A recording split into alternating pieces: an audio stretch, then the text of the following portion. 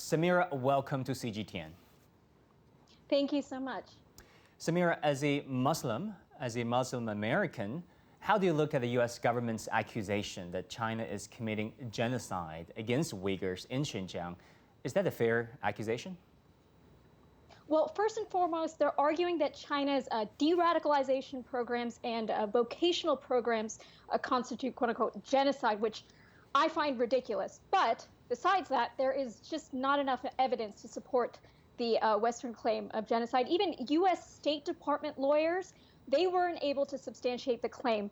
And Muslim majority countries, actually, not only have they commended China's Xinjiang policy, they've explicitly deemed it propaganda. China has invited a number of diplomats, and what they saw and heard in Xinjiang completely contradicted what was reported in the media. And then how do you look at this, forced labor narrative in Xinjiang's cotton industry that has been promoted by mainstream media in the West, that was, populated really by many politicians in the U.S.?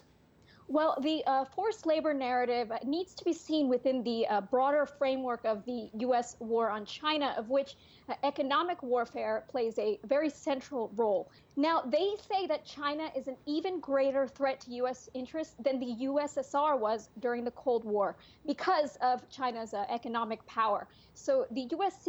seeks to weaken it economically.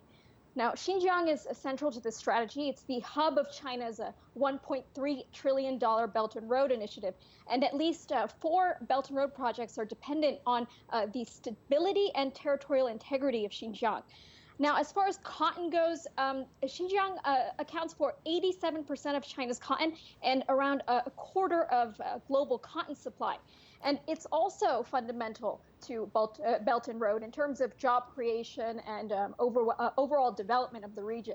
So targeting their cotton supply is two-pronged. Well, it has a two-pronged motive. One, weakening China economically and fostering the rise of separatist sentiment. And then, Sameera, how much do you think those elites in Washington, those Beltway policymakers, truly care about what they call human rights of those Uyghurs in Xinjiang? How much do they truly care about the well-being of people living there in Xinjiang? Well, as we've seen throughout history, the U.S. has invented claims of human rights abuses to justify intervention and regime change in foreign countries that we later learn to be false. So human rights is more often used as a political weapon than a genuine concern for the well-being of actual human beings. We saw this in the cases of Saddam Hussein, Muammar Gaddafi, Bashar al-Assad in Syria. But as far as the people of Xinjiang goes, by hitting at its cotton supply, we see that the U.S. is willing to push them into poverty just to advance U.S. interests, while also promoting separatism in Xinjiang. A couple of months ago, the National Endowment for Democracy issued a tweet saying, we've supported Uyghur Muslims since 2004, and specifically separatism. And they included a map of Xinjiang, and it showed it separated from China with the flag of quote unquote the so-called East Turkestan. So we see what the U.S.'s motives are. You yourself is a Muslim born, raised in America. How would you compare, the national policies, towards the Muslims and the Uyghurs, ethnic minorities in China, versus, those policies in the U.S.? Well, unlike the U.S., China funds the development of Islam, which includes Islamic study, religious learning, Islamic institutions.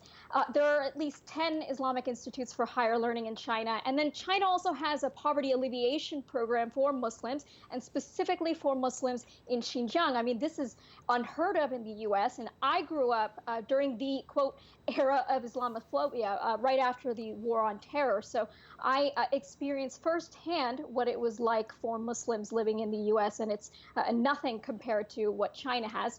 I would say that China's anti-terrorism program actually takes into consideration human rights, whereas the U.S. anti-terrorism program involves kidnapping Muslims and then sending them to Guantanamo Bay. Finally, Sameera, how would you convince, the Western viewers and the Western audience who are not very familiar, let's say, with your narrative about what's happening in Xinjiang and how the Chinese government has been treating, its ethnic minorities, including the Uyghurs?